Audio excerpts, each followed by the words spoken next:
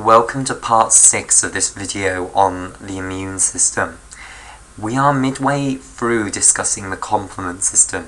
So far what we've discussed is the classical pathway for the activation of complement proteins. What we're now going to discuss is the alternative and lectin pathways for the activation of complement proteins. And we'll begin now with the alternative pathway. Now, the alternative and lectin pathways won't take us nearly as long because after a while they just become the same as the classical pathway. It's just the initiation that's different. Okay, so what's nice about the alternative pathway and the lectin pathways is that unlike the classical pathway, which requires the adaptive immune system to work, it required the production of immune complexes on the surface of the pathogen in order to activate it. These pathways don't require that, and they'll therefore be activated straight away when we've just had the pathogen enter, we've formed our inflammatory exudate. These two pathways can now occur, whereas the classical pathway can't actually occur unless you've got antibodies produced against the pathogen, either because maybe you've seen the pathogen before, maybe it's infected you before, and then you launched an adaptive immune response and you've still got the antibodies against that pathogen. Or you'll have to wait for the adaptive immune response to occur if you're seeing this pathogen for the first time, and then you'll have antibodies against it before the classical pathway can actually come into play. Whereas the alternative pathway and the lectin pathway, they're going to come into play straight away. Okay, so let's now discuss the alternative and lectin pathways. So we'll start with the alternative pathway. So, the absolutely key complement protein to the classical pathway was C3. That, if you like, is in the middle of the classical complement pathway, and indeed it's actually in the middle of all of the complement pathways. They're all going to focus on the activation of C3 to C3b and C3a. And in fact, in the alternative pathway, the way you're going to activate the conversion of C3 is initially just spontaneously. So let me begin with the description.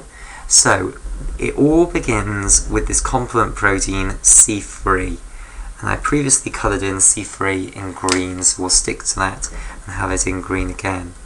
Now, previously we saw how in the classical pathway we formed that C3 convertase on the surface of our pathogen, the C4b, C2b complex, which converted C3 into C3b and C3a, and then that was the start of the actual killing mechanisms of the complement system.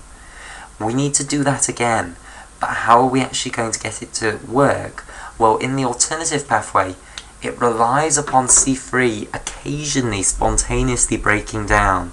So C3 proteins, they have a tendency to occasionally break down spontaneously into the two active forms, C3a and C3b. So in the inflammatory exudate, you bring in C3 proteins and they will occasionally spontaneously break down into C3a and C3b proteins.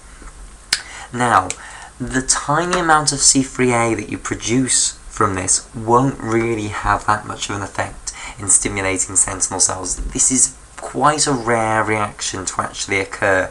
Okay, so the tiny amount of C3a isn't really going to have that big an anaphytotoxin effect. So what needs to happen is you need to amplify this up on the surface of the pathogen, and this is the way it occurs.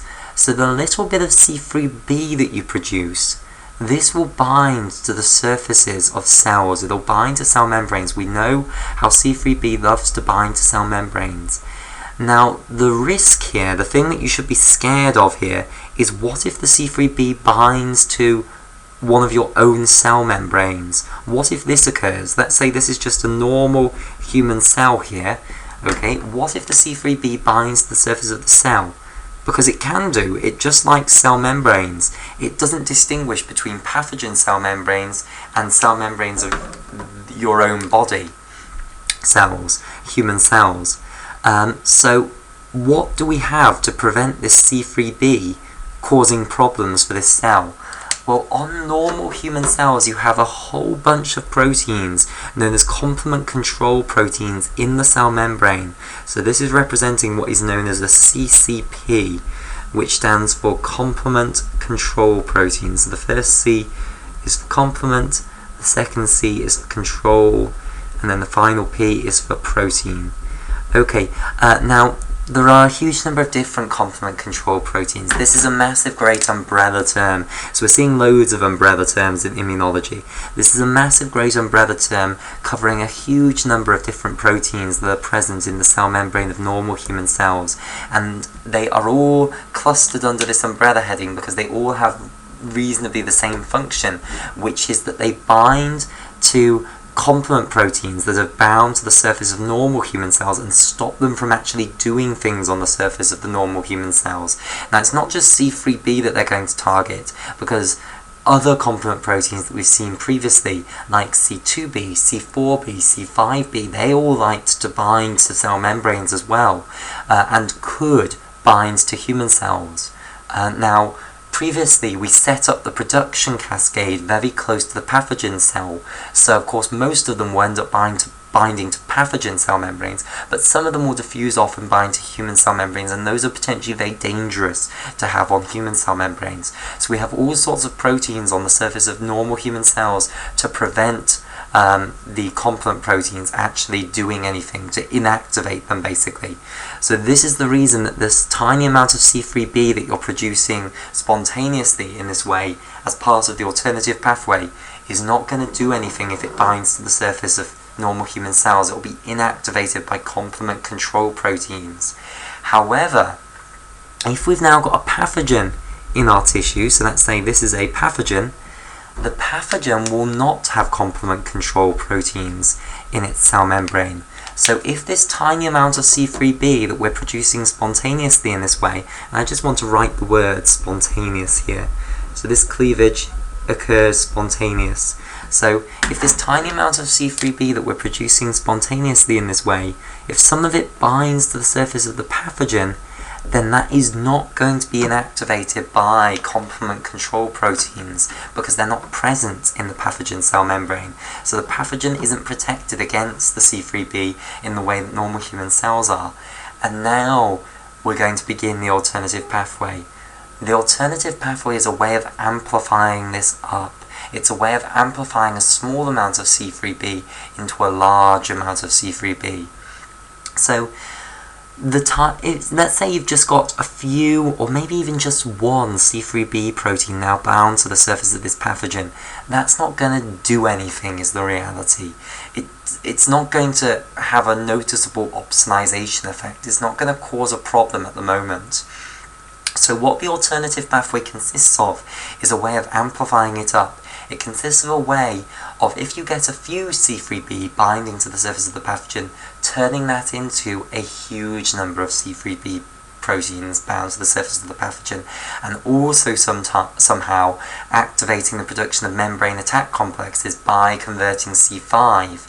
And we'll have to see how that's going to occur, because we haven't seen yet any C4b or C2b, which, remember, were the other key components of this C5 convertase enzyme up here. Okay, so what's going to happen now? A few C3b proteins are now on the surface of our pathogen, and these have come to be there by the spontaneous breakdown of C3 into C3b and C3a. What's now going to happen is this C3b is now going to bind another protein that's in the blood and which will come into this site with the inflammatory exudate, which is known as factor B. And I want to draw a bigger picture for this now.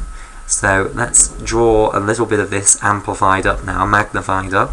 So here is the C3b, and now what's going to bind here? This is going to be factor B. So I'll colour in factor B in orange here.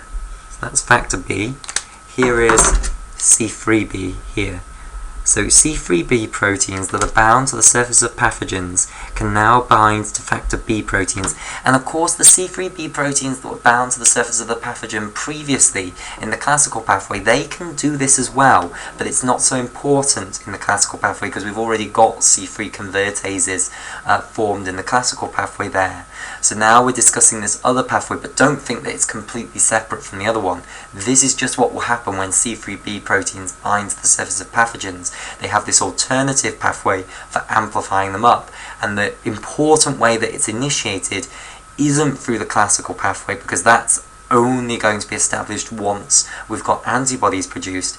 It's through this spontaneous breakdown. This pathway becomes important when the C3b has bound to the surface of the pathogen from being spontaneously broken down, from the C3 being spontaneously broken down. This will be occurring as part of the classical pathway, but it's not important there, which is why we won't discuss that during the discussion of the classical pathway.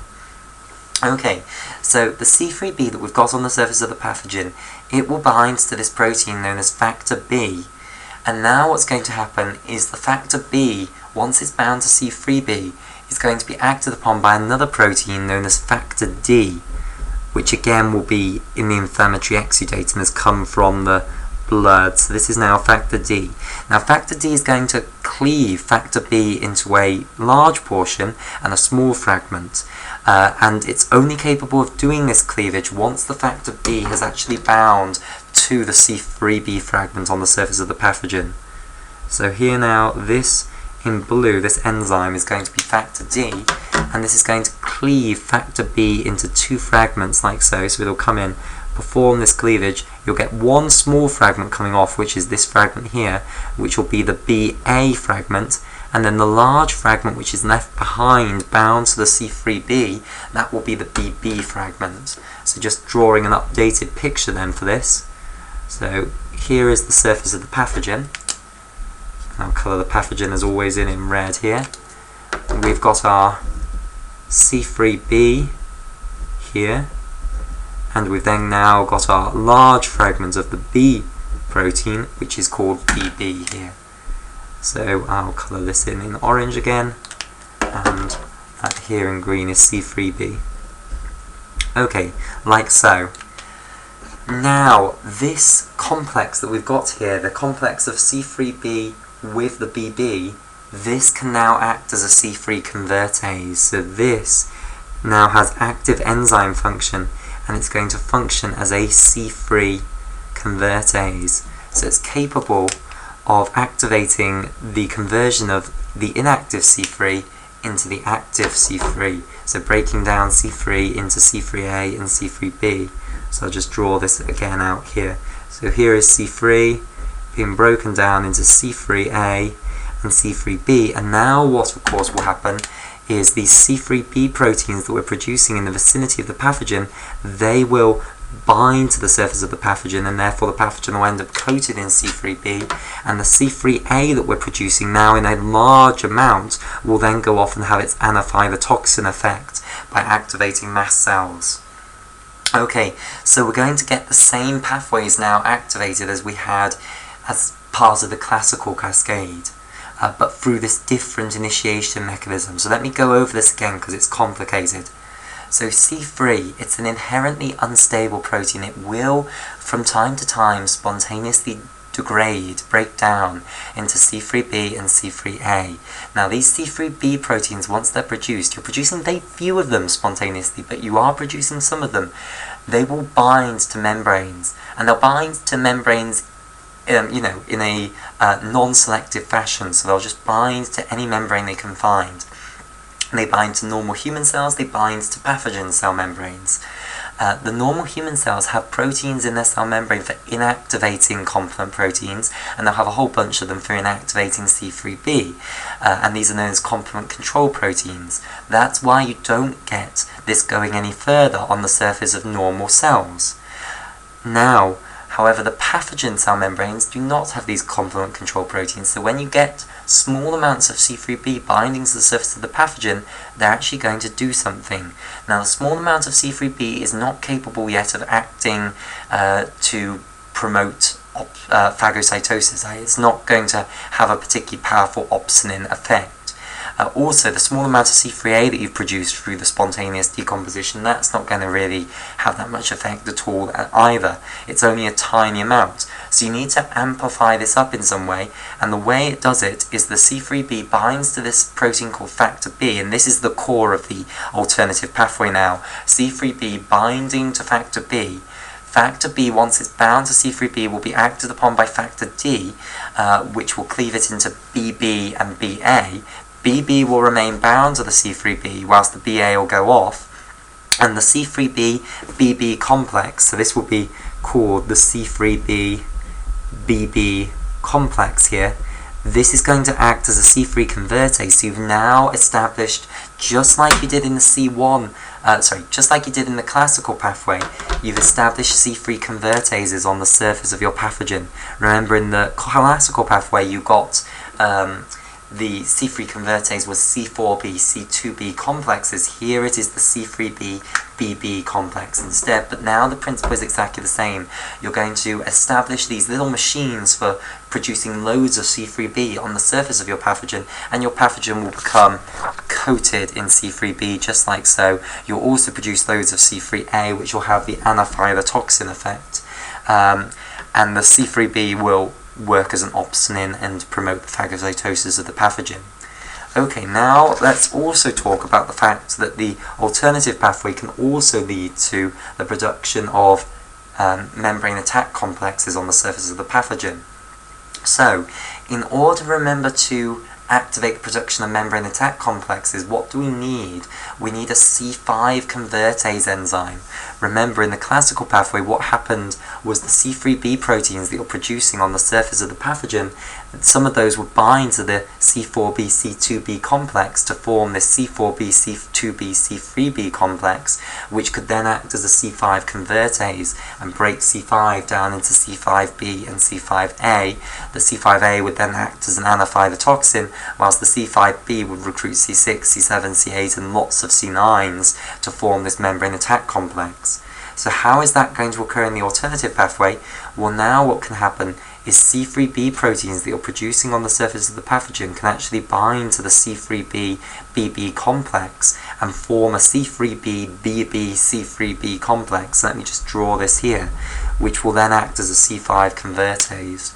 So again, here is the surface of the pathogen here, and now what we're going to have is this is a C3b protein, this is a BB protein, and now attached onto this complex we've also got another C3b protein here, and I'll just colour these all in. So we'll have the C3b's in green again, and we'll have the BB in orange here.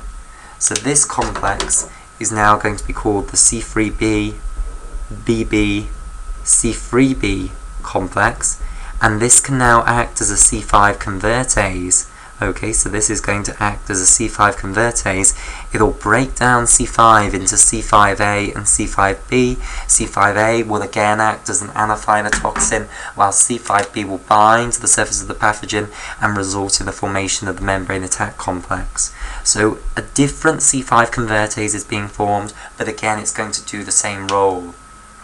Okay, and that is the alternative pathway of complement activation, and this pathway can actually be activated long before you've ever produced antibodies. So this one will truly be part of the innate immune system, whereas of course the classical complement pathway, really that requires the adaptive immune system. Okay, right, now onto the final complement pathway. So the next pathway is the lectin pathway, and again, just like the alternative pathway, this one is a truly innate pathway. It doesn't require the activation of the adaptive immune system to work. We don't need antibodies again. Okay, so the lectin pathway. So this is going to be activated in response to certain molecules on the surface of the pathogen. PAMPs, pathogen-associated molecular patterns. And just to summarize again, remember the classical pathway was activated by immune complexes on the surface of the pathogen. The alternative pathway, what was that activated by? That was activated by the lack of complement control proteins in the cell membrane of the pathogen. That was the giveaway sign, effectively, that allowed the alternative pathway to establish on the surface of the pathogen. So that was the way the pathogen was recognized in the alternative pathway. Now in the lectin pathway, it's going to be a pathogen-associated molecular pattern that's going to actually activate it. So let me just draw a picture of my pathogen here.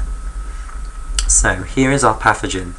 So to activate the lectin pathway of the complement system on the surface of a pathogen, the pathogen has to have a certain pathogen-associated molecular pattern present on its surface, and that pathogen-associated molecular pattern, I'll just move this down to try and keep the colours as good as possible, because the camera really doesn't like it when too much of the black table is exposed.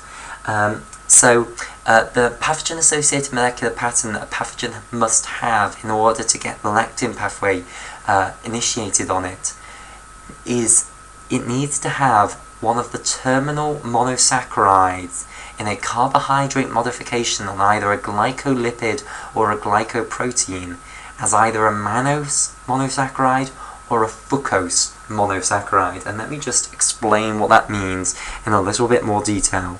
So I'm going to draw the pathogen-associated molecular pattern just as a blob here to make it simple. So this is the molecule that's going to be recognized on the surface of the pathogen. And what is it going to be? Well, it's going to be either a glycoprotein, and what's meant by a glycoprotein? Well, it's a protein that's going to have some sort of carbohydrate modification. So this is very common. Proteins often end up getting big carbohydrate structures attached onto them. Once they've had a big carbohydrate structure attached onto them, they're known as a glycoprotein. Glyco refers to carbohydrate. So it's a protein with some sort of carbohydrate moiety attached onto it. Okay? Or it could be a glycolipid, and hopefully you can now guess what this is. This is some sort of lipid molecule that's had a carbohydrate modification made to it, so it's got a carbohydrate moiety attached onto it. So, on the surface of the pathogen then, we need to either have some sort of integral membrane protein that's got a carbohydrate moiety, or some sort of lipid that might be part of the cell membrane that's got a carbohydrate moiety that's exposed on the external surface. Now, of course, it can't just be any carbohydrate moiety, because all sorts of human cells have glycoproteins and glycolipids in their cell membranes. It's a specific carbohydrate moiety that no human cell in its right mind would ever make to one of its proteins or one of its lipids. So it's a giveaway sign that this is a pathogen, not a human cell.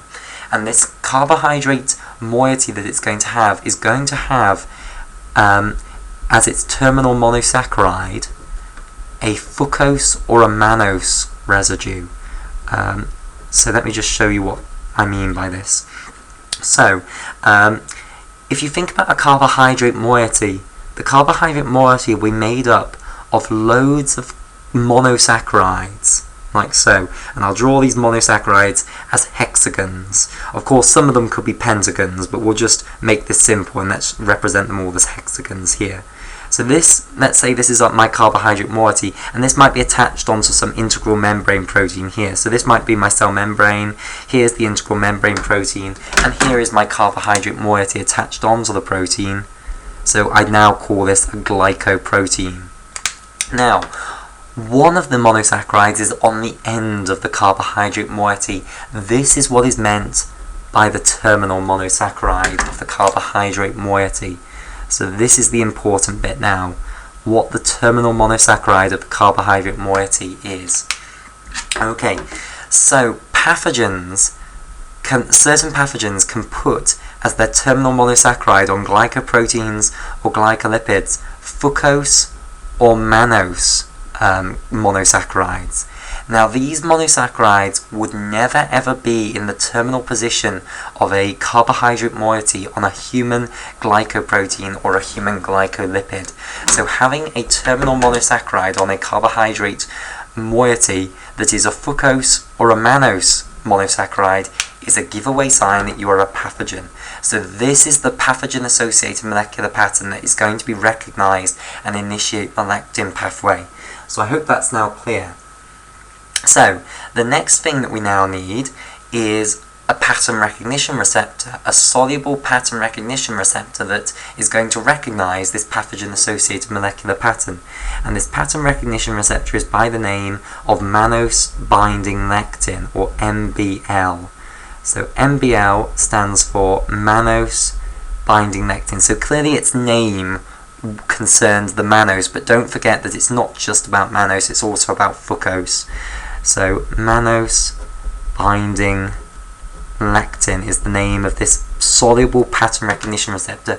So it's a molecule that's produced by the liver, it's circulating in the bloodstream, it'll be brought into the area when we form the inflammatory exudate, and it's going to bind onto the surface of glycoproteins or glycolipids with the terminal monosaccharide fucose or mannose. Okay, so that's what's going to happen. So we've now had recognition, and now of course what's going to happen once we've got the mannose binding lectin bound over the pathogen, you're then going to get something, you're going to get the activation of some sort of complement pathway. So what's now going to happen is something else is going to bind on top of the mannose binding lectin, and this is what's actually going to activate complement proteins. So I'm drawing this as an enzyme here.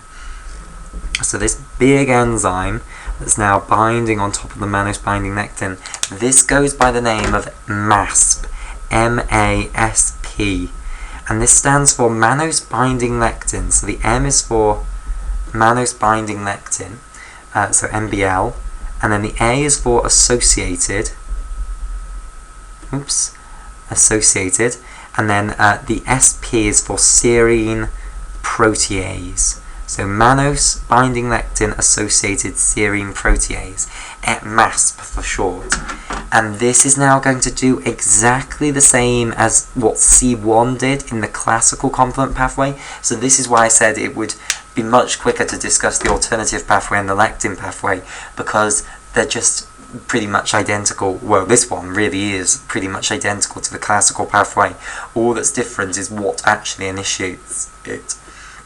Okay, so what's now going to happen is the mannose binding lectin associated serine protease, hopefully you can just talk yourself through this with me, is going to start breaking down C2 and C4 proteins to C2A, C2B, C4A and C4B. Remember, the C2B and the C4B fragments, they're the big fragments, are going to bind, and I'll actually get the picture back up, they're going to bind onto the surface of the pathogen here and form C4B, C2B complexes, which are C3 convertases. They're going to start converting C3 to C3B and C3A. That will cause C3B coating on the surface of the pathogen. C3B will now act as an opsonin promoting the phagocytosis of the pathogen. The C3A will act as an anaphylotoxin promoting maintenance of the inflammatory response. Then what can happen is the C3B proteins can actually bind onto the C4B, C2B complexes to form the C4B, C2B, C3B complex, which will convert C5 into C5A and C5B. And then the C5A will act as an anaphylotoxin, the C5B will bind to the surface of the pathogen, and you'll then get the formation of membrane attack complexes. So the lectin pathway is exactly the same, following the initial step of activation, i.e. which enzyme we're actually using to activate C2 and C4B. So following that bit, which is the different bit, everything's exactly the same. Now, let me just talk about what is meant by a lectin to finish off. A lectin is just something, a protein. A lectin is a protein capable of binding to certain carbohydrates. A protein which binds to carbohydrates. So that's why this is called the lectin pathway, because it's initiated by a lectin, a protein that is recognizing a certain carbohydrate pattern that is only found on the surface of pathogens. And to restate this important fact, that the carbohydrate pattern that is only found on pathogens, not human cells, is to have the terminal monosaccharide in carbohydrate moieties of glycoproteins and glycolipids being a fucose monosaccharide or a mannose monosaccharide, and these are just certain types of monosaccharide that can be used in carbohydrate structures. Okay, right, so that is the lectin pathway, and of course again this didn't require any part of the adaptive immune response, so this can be initiated as soon as you've actually got the exudate formation. So, where are we now? We have discussed why forming an inflammatory exudate is a good idea. You bring in all these complement proteins which are not normally present in tissue fluid. They're normally circulating in the bloodstream and they've been put in there by the liver, but they're not normally in the tissue fluid because they can't actually get out of capillaries normally. Once you've opened up those gaps between endothelial cells, they can go out into the tissue fluid at the affected area, and they'll be a major part of the inflammatory exudate. And the reason we are forming that inflammatory exudate is because they are incredibly helpful for killing pathogens. Okay, so that's the purpose of forming the inflammatory exudate. We'll have a break here, and in the next video what we'll do is we'll move on to discussing leukocyte extravasation. We'll start with the mechanism by which you actually get white blood cells out of the bloodstream and into the tissue fluid, and then we'll talk about once the white blood cells are in the tissue fluid, what are they going to do? So we'll discuss the process of phagocytosis.